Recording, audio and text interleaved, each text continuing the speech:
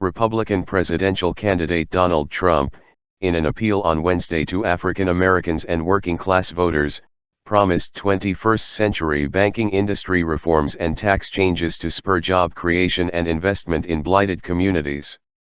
Delivering an urban policy speech 2 weeks before the November 8 election, Trump highlighted his plan to ease access to bank credit for young blacks trying to start businesses and create jobs in their communities. The New York businessman, who trails Democrat Hillary Clinton in national opinion polls and is struggling to appeal to African Americans and Latinos, also called for broader tax incentives to spur inner-city investment.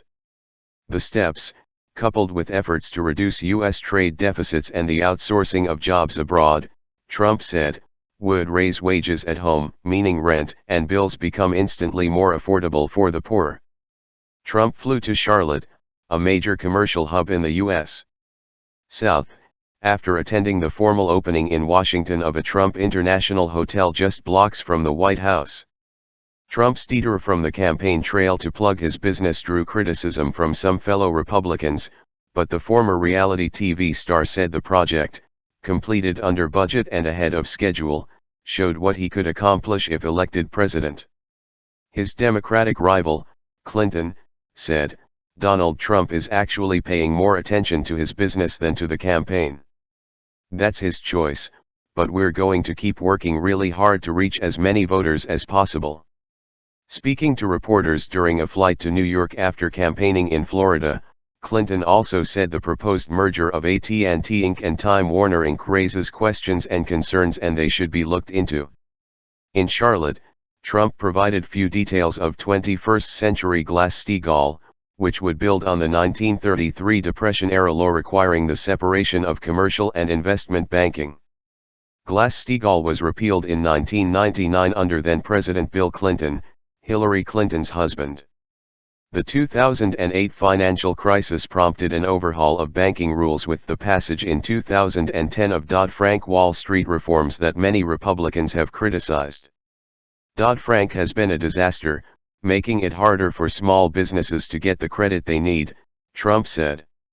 Trump, speaking to a mostly white audience after meeting with black religious leaders, said he would step up the police presence in U.S. cities so that every poor African American child can walk on the streets in safety. Safety is a civil right. The problem is not the presence of police but the absence of police, he said. Last month, hundreds of demonstrators protested in Charlotte after the release of videos showing the fatal shooting of a black man by police officers. Trump walls are collapsing. While Trump's speech stuck mainly to policy initiatives, he also got in a jab at Clinton. Honestly, she has less energy than Jeb Bush, Trump said, criticizing Clinton's stamina and harking back to his charges that Bush, a former rival for the Republican nomination, was low energy.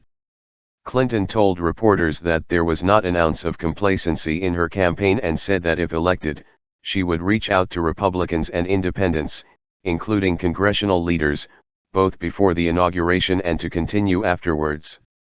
Before Trump's Charlotte speech, much of Wednesday's media attention focused on Trump's appearance at his new, 263-room luxury hotel. Republican strategist Steve Schmidt, who led 2008 Republican presidential nominee John McCain's unsuccessful campaign, said the hotel stop was the latest inexplicable act from Trump and atypical behavior for someone trying to win the White House. The walls are collapsing, Schmidt told MSNBC in an interview. He is not doing any of the normal activities that you'd be doing 13 days out in a presidential race for somebody who's competitive. You don't take a time out to tend to your business interests. Trump, making his first run for elected office, often highlights his business accomplishments and has held numerous events at his properties since launching his White House bid last year, including a trip to Scotland to open a refurbished golf resort in June. Asked after the event why he was in Washington instead of campaigning in a battleground state, Trump told CNN it was a very rude question and said he worked hard on the trail every day. I can't take 1 hour off to cut a ribbon at one of the great hotels of the world. I mean, I think I'm entitled to it, Trump told ABC News. He said there was a double standard, noting that Clinton was not criticized for taking time to see the singer Adele in concert on Tuesday night. Clinton campaigned on Wednesday in Florida, where many opinion polls show a tight race. An average of Florida polls compiled by Clear Politics showed Clinton at 46.4% compared with 44.8% for Trump in a race including third-party candidates.